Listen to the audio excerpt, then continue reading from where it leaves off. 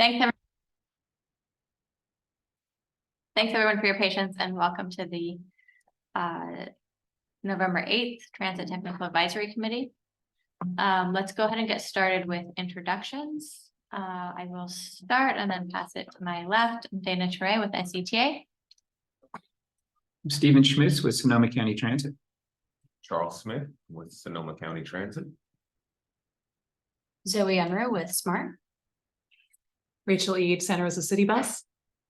David Davenport, Golden Gate Bridge Highway and Transportation District. Jared Hall walking in just on time. And then if we could move up to the screen, to the Zoom. I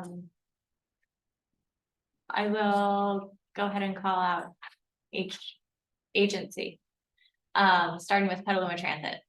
Maria RC, Marketing and Outreach, Petaluma Transit. And SCTA staff. Shauna Gauze, Sonoma County Transportation Authority. Chris Barney, Sonoma County Transportation Authority. Adam Garcia, SCTA RCPA. SMART. Joanne Parker, SMART. Marin Transit.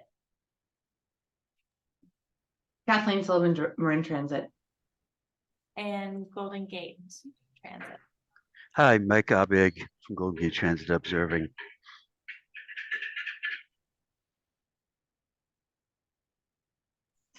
Lauren DePashley from Golden Gate Bridge Highway Transportation District. Great, thank you. Did I miss anyone on the Zoom? Can't see that well up there. All right, so it looks like we have a quorum. Let's go ahead and get started. I don't see any public, but let's just check. Are there any public comments on items not on the agenda? All right, hearing none, let's move on to the approval of the meeting notes from October 11th. Does anyone have any comments or corrections? Move to approve them. Yes. Second.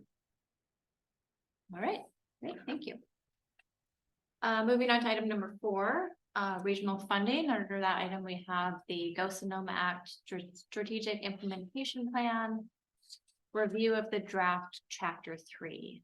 So we are asking the committee to review the draft language for Chapter 3 of the Go Sonoma Act Strategic Implementation Plan and provide feedback to SCTA staff before November 30th. We do plan to bring this to our Board of Directors for review in December. And I will turn over to Shauna if she has more she'd like to discuss on this topic. Thanks, Dana. You covered most of it. It's as the committee may remember, a couple of months ago, we brought you some draft chapters of the Strategic Implementation Plan, which is required to be presented to the SCTA board by December of this year. So we've drafted the policies and procedures and the appendices and the information sheets, which we brought to you earlier. This is Chapter 3, which is the meat of our strategic approach to implementing Go Sonoma. The beginning is the forecasting that we do. It includes what we expect to bring in Measure M in revenue and you know what we expect the market to do.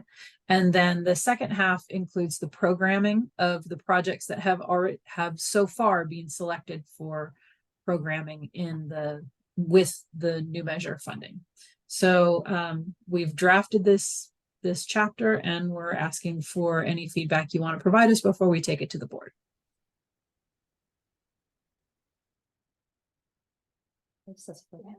Hey, Shauna, so I just want to make sure I'm understanding, you know, the distribution in the section on the Go Sonoma Transit 23%. So what this would show is that, so the 3% for first and last mile, that stays with SCTA, and then the 20% would go to the operators by our existing population formula.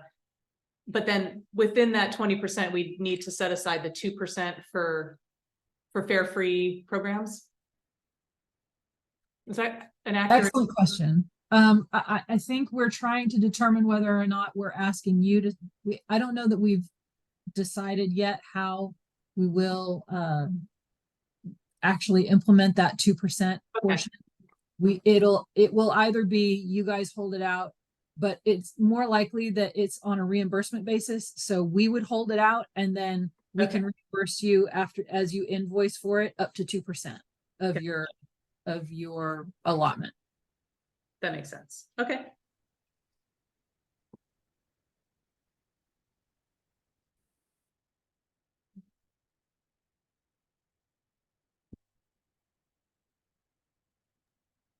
And then can I ask one other question?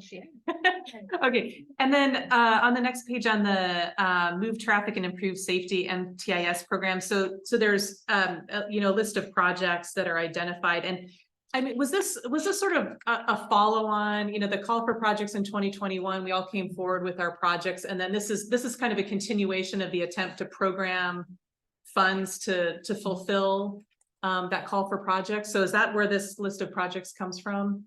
This list of projects is what we selected for funding in that call for projects. Right. Okay. So we did a call for projects that covered a number of different funding sources, and Go Sonoma was one of them. These are the projects that were selected to receive Go Sonoma funding, and there will be more in the future, right? We will continue to do SCTA funding programs, cycle 2, cycle 3, and so forth. And each time we will program new monies into new projects. Gotcha. Okay, great. Thanks. Mm-hmm.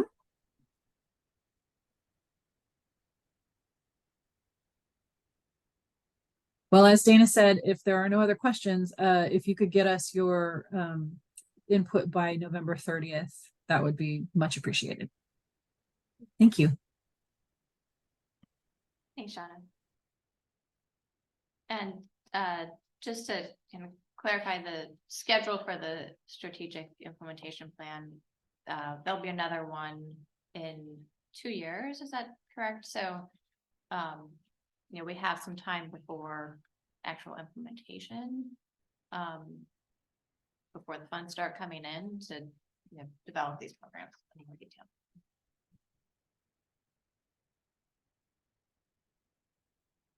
Any other questions or comments before we move on?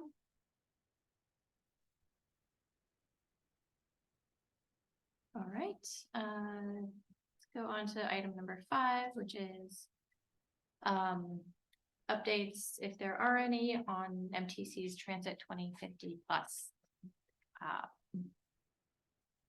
process. So Kathleen, do you want me to start with some stuff here? Sure. So in our October update, which hopefully was distributed to people on the interest list from the project manager at AC Transit, I think when we last met, we told you we were meeting in person on October 12th. So we had that meeting. It was very time constrained as we only had half a day, but we did discuss the project performance assessment methodology at that meeting, as well as some conceptual planning assumptions for evaluating project elements moving forward. And then on October 31st, MTC had a workshop with Spur I'm not sure if it was like mostly advocates. Kathleen, I wasn't there.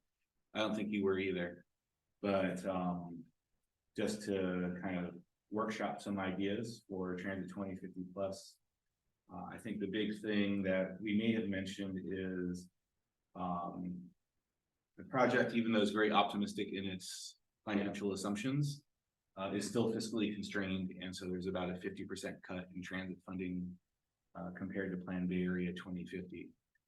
So something on the order of 70 billion instead of 140 billion. So a lot of quote unquote hard decisions to be made as part of the project. The consultant did prepare an existing conditions analysis, which we just recently previewed at the project management team level. And I would describe it, Kathleen, right, as saying there's no aha moments yet, which is good because we're all professionals in the industry, and so we shouldn't be surprised by what we're doing ourselves. But it might be an aha moment for the public or for elected officials, you know, when the time comes.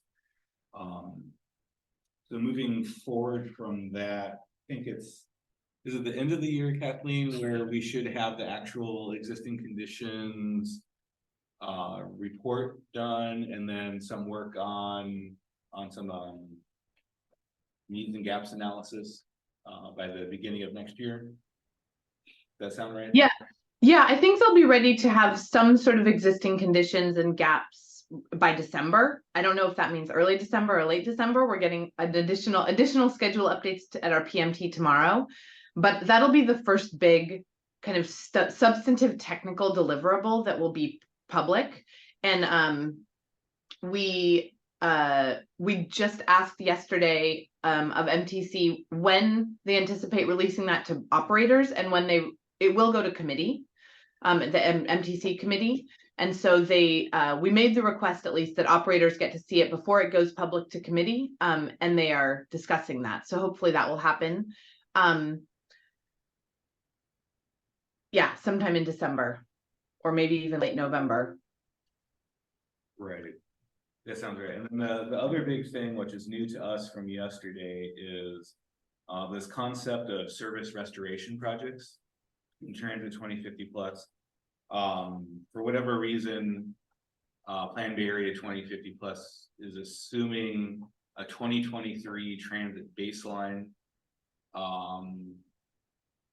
And not really, there's no like accounting for the loss in transit service in 2019 and 2019 was when the previous one was done.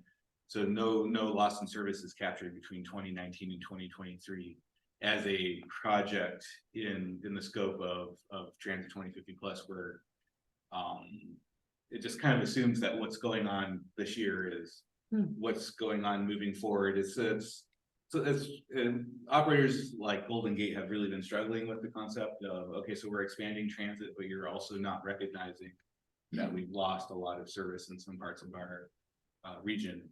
And so I guess there's a process that MTC is putting in place where you can submit a project, it sounds like, for scoring at the individual agency level, which also isn't clear to me because I thought there was a $250 million threshold for projects in the Plan Bay Area.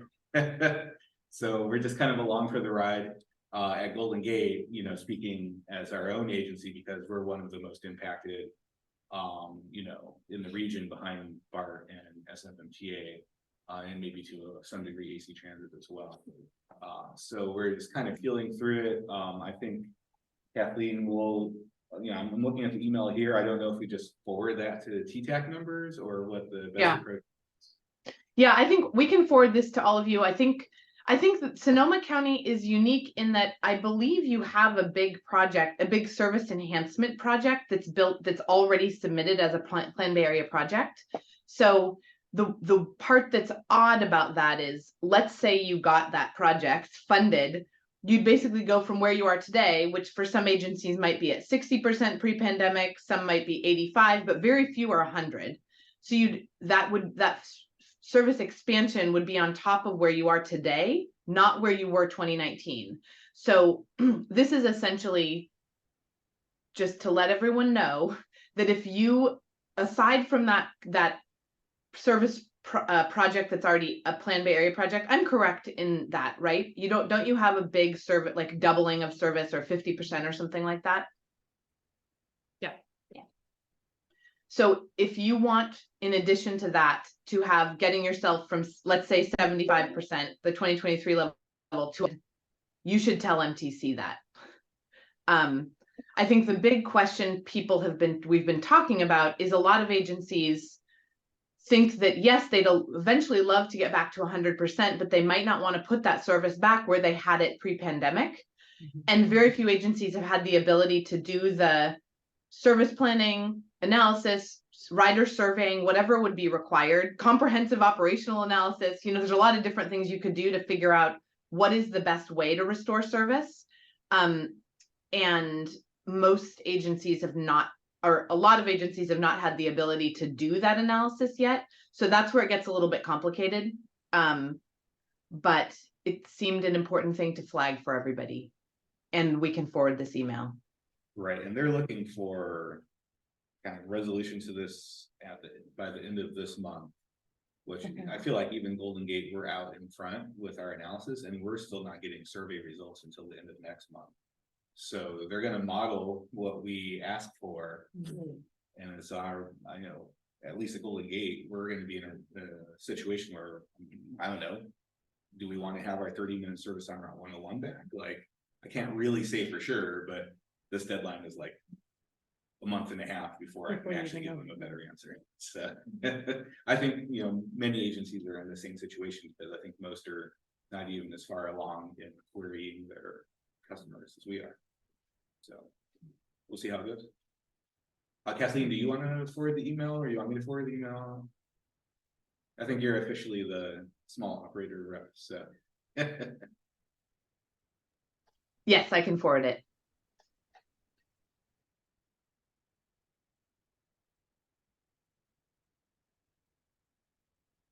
So we're happy to answer any questions, but we have as many questions ourselves. Thank you for the update.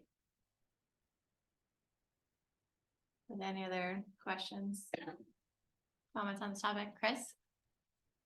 Yeah, thanks Kathleen for the, bringing up our RTP project. We actually submitted detail including the actual improved headway. So I'm assuming that's probably enough information, but it'd be good just to hear your thoughts on that.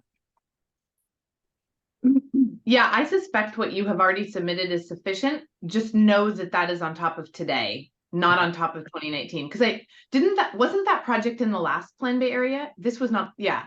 So that last Plan Bay area was before everyone reduced service during the pandemic. So I think it's just being clear on, you may not need to submit anything additional. Yeah, I think we're good. We went through and updated that earlier this year. So yeah, but I can check in with Adam at MTC to make sure we're good. Yeah. Yep. Thanks. Yeah, you just don't want to be in a situation saying we're going to increase service from every 60 minutes to every 30 minutes, but you had cut it to 120 minutes. Right. Because then you're going to have a gap when all is said and done. It might be more of a public messaging thing than were you to actually get the money than it would an additional monetary request.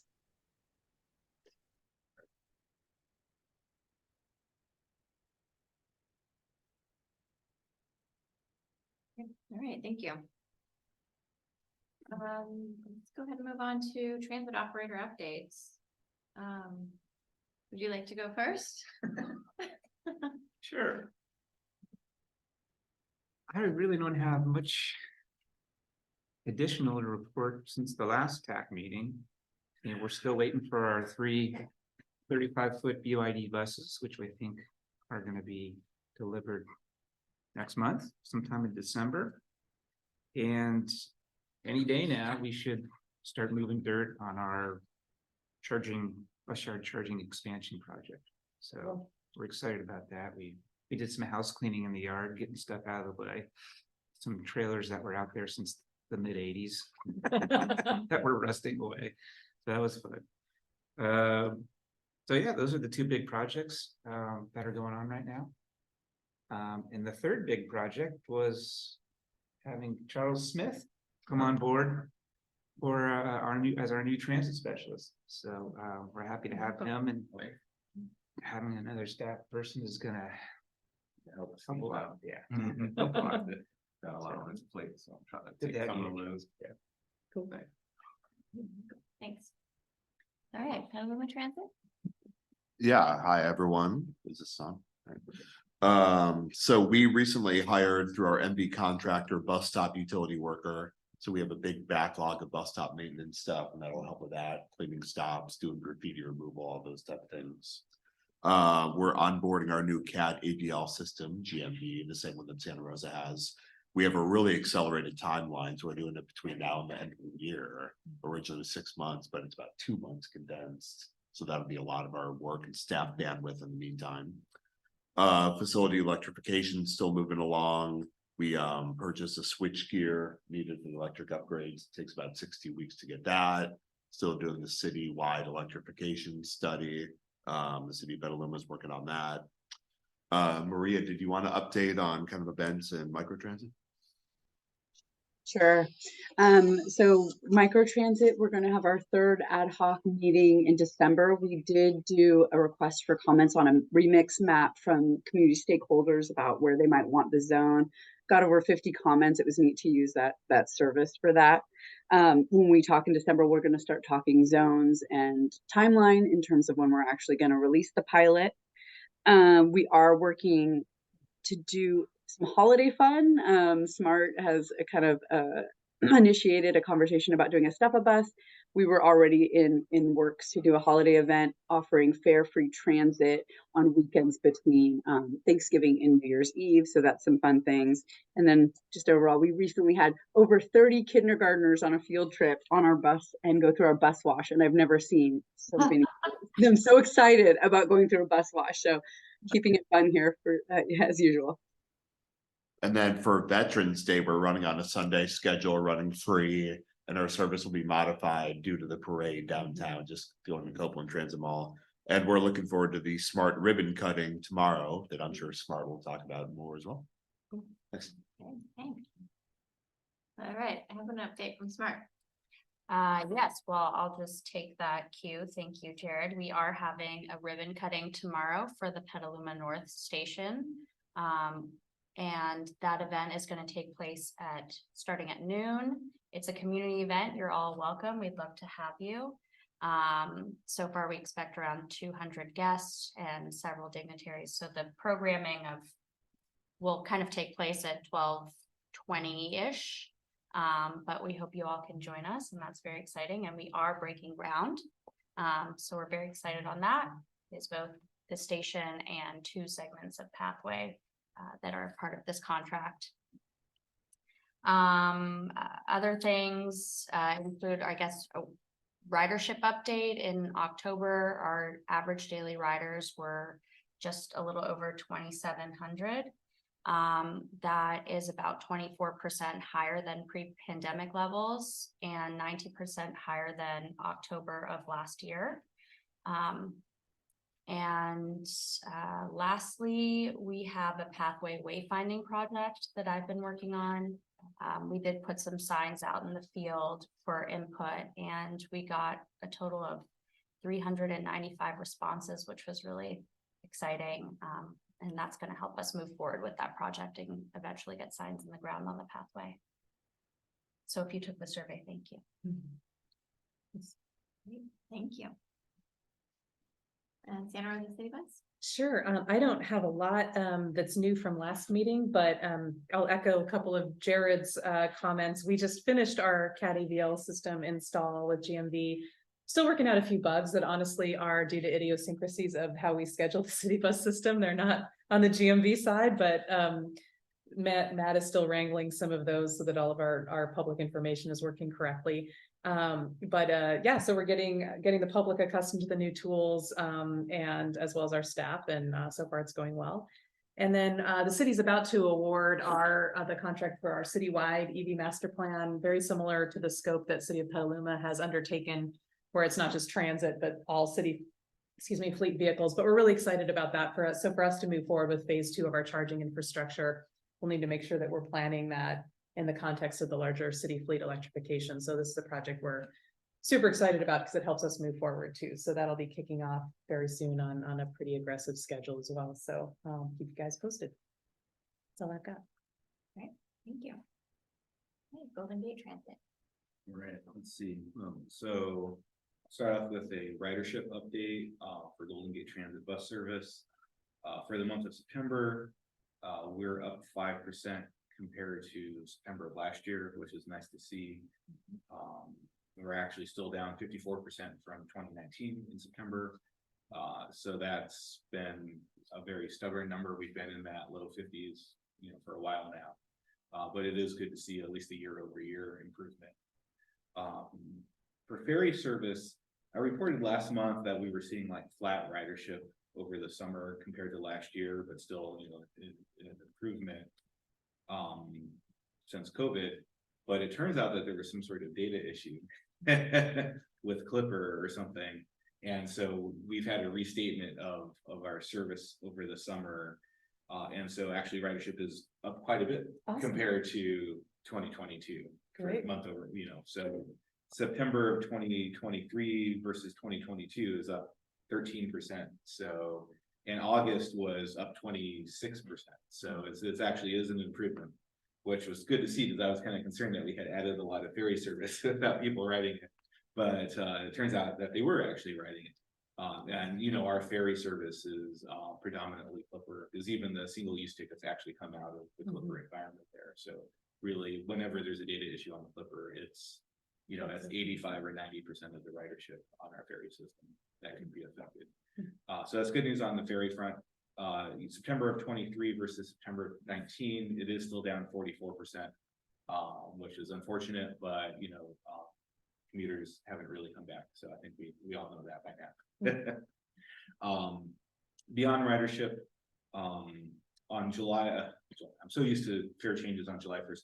On January 1st, we will have an East Bay fare change. I think I may have mentioned this last month, but it'll be a modest fare increase, corresponds with BART's fare change, which they decide to do calendar year. So not particularly fond of having to do fare changes twice a year, but their board approved fare changes for January 1st of 2024 and 2025. So looks like we have 2 years in a row of fare changes every 6 months. So c'est la vie. And then the last thing, which is hopefully good news here for everyone, and I've already emailed Jared about this because it affects our shared bus stops, but for our January service change, since we're on the new regional sign up, we're looking at a very, very, very modest increase in service. And so what we'll be doing is our commute service from Sonoma County, which is Route 172, we'll take the 2 busiest trips and actually split them. And so we'll have a Route 172X, which is direct from Santa Rosa and Roanoke Park and skips Petaluma. And we'll have a new Route 164, which is from Petaluma to the financial district. Just 2 trips in each direction. We'd really much rather run far more trips than that. But if you know anybody that wants to drive a bus, let us know.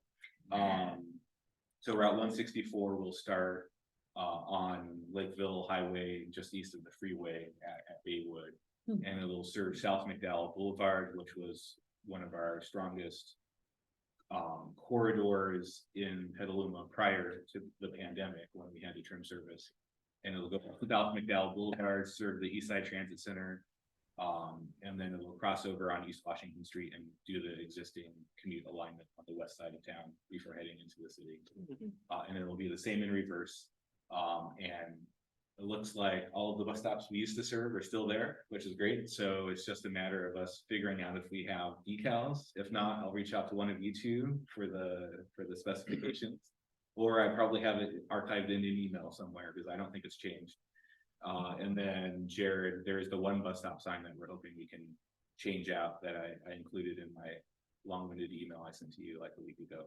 So, put it up anytime and then we can just come and slap a decal on it closer to January 15th. Right, so that's one round trip that is doing that. No, or 2 trips in each trips direction. in each Yeah. direction. Cool. And then in the meantime, as an aside, I finally, the party line is come to San Francisco, everybody's having a blast, but I would strongly advise against going to the city next week because of T-TAC. Oh, right. Yeah, so Does that impact your the service? traffic and transit impacts are significant. All of our bus routes that go to San Francisco, which is 7 of our 8 bus routes, are heavily detoured. And the detours vary by day of week as well, which is a fun time. So like on Wednesday, we have to use Columbus Avenue for our financial district routes instead of Sansom and Battery. And then on Thursday, we have to route our Civic Center routes through the Broadway Tunnel and through the financial district rather than down like that. So, and then that's beyond the other 4 days of the week where we're not on Mission Street, we're on Market Street and all kinds of other crazy things that are happening. So And all of the parking lots at the bridge will be closed. Because we can't access our midday storage facility underneath the freeway in Soma. So all of our buses will be staging at the parking lot at the toll plaza. So yes, quite the adventure.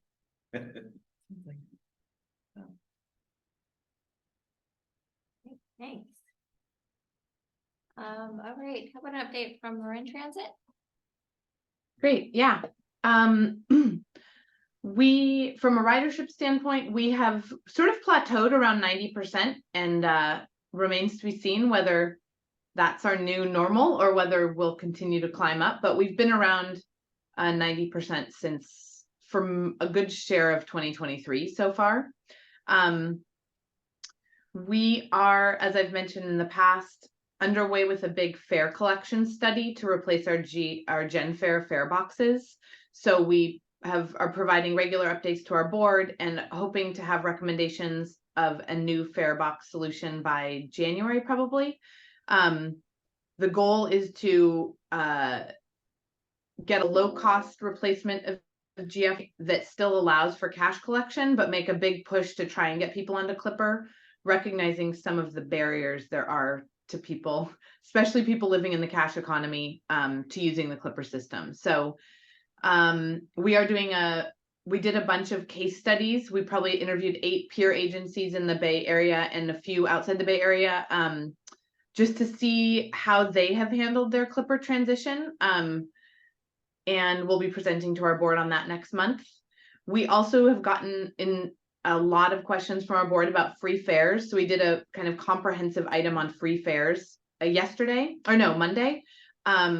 That prompted all sorts of new questions on free fares, but it's a very hot topic in the national media. And so our board continues to ask about it for the general population, but also specifically for youth and for seniors. So that will likely be an ongoing discussion throughout our fare study. And we may make some fare policy changes. At the staff level recommendation at this point is to keep free fares targeted to certain high need populations. And I think our board more or less has accepted that, but it's going to be an ongoing topic of conversation throughout this study. Our Marin access services are a very different story from our fixed route. They started to decline actually about this time last year and have actually remained below 2022 levels throughout the year. They dipped to kind of an 35 or 40% of pre-pandemic in last month, which was a particularly low month. So we are actually undertaking a big or a more in-depth analysis of what we think is driving that Marin access ridership slump and just the low numbers overall. And then the last thing is that Nancy Whelan, our general manager, is one of the representatives to the regional network manager, which is the new committee that MTC is standing up. Well, there's going to be they've repurposed one of the existing MTC committees to be the regional network management committee. So there's going to be and they basically just subsumed, I think it was the operations committee is now going to become the regional network management committee. That has already met twice, I think. And then there's going to be an advisory body to that committee called the R&M Council, the Regional Network Manager Council, which is comprised of all the large operator GMs in the Bay Area, plus 3 small operator reps. So Nancy is one of those 3 small operator reps. The first meeting is currently scheduled for this month. So just FYI, that new structure is basically going to be fully stood up by the end of this month, I think. Yeah, I think those are my main updates. Thanks so much. Thank you. Yeah. Late breaking email that came in during Kathleen discussion. So back to the Golden Gate for a second. We've just officially announced our new deputy general manager for bus division. His name is Les Belton, and he was previously director of operations at Omnitrans. Cool. So he is starting the role on Monday. Okay. Great. I had one other update that I Sure. thought of. Kathleen reminded me of this. Just took an item to council and Sonoma County Transit just went to the Board of Supervisors to set up a pilot program wherein all county employees will be able to ride fare free on city bus and all city employees will be able to ride fare free on Sonoma County Transit, initially for a 1-year pilot, as sort of a reciprocal arrangement between, you know, 2 of the largest employers in the county, also showing some environmental leadership in terms of extending the free fares, transit access for staff. So Yeah. that'll kick off in January. That'll be super interesting to see what happens. So, yeah. We'd be interested in doing the same, Stephen. Okay.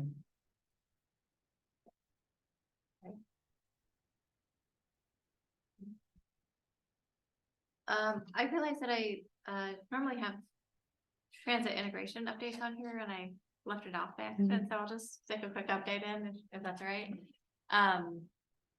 We are continuing with the integrated transit service plan. You know, there were a number of recommendations, kind of draft recommendations that were presented to the local bus operators and a lot of questions that came out of those recommendations, and sort of realized a need for additional data collection, additional kind of deeper look into various topics. So we are taking an item to our board to extend the contract and add some more funding to be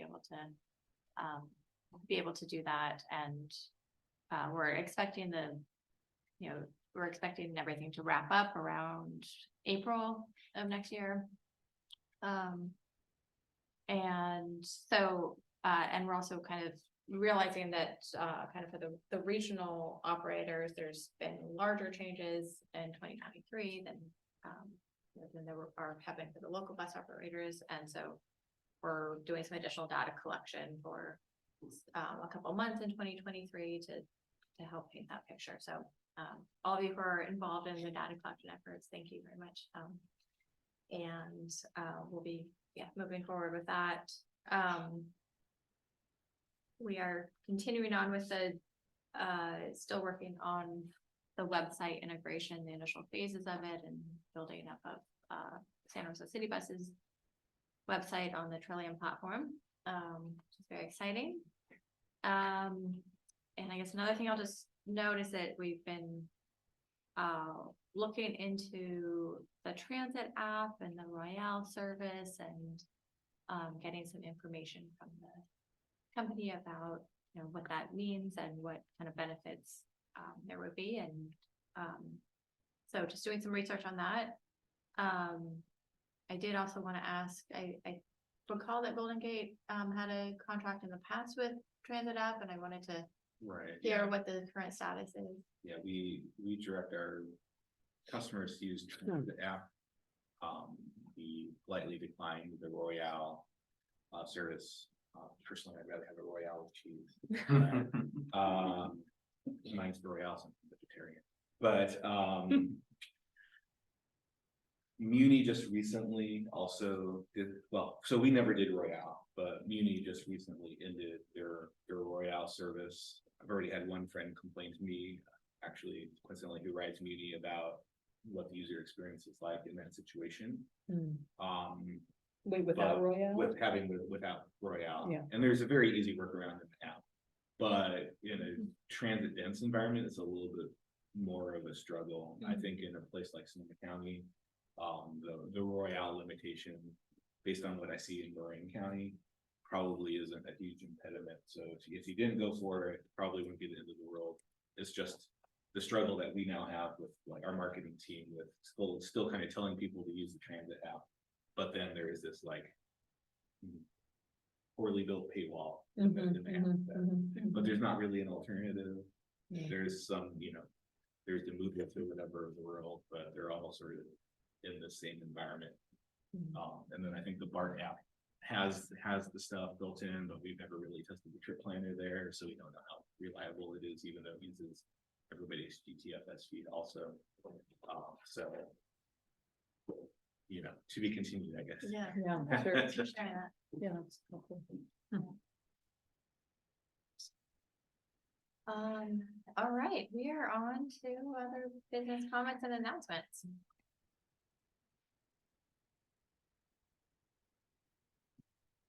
Quick official meeting. Thank you, everybody.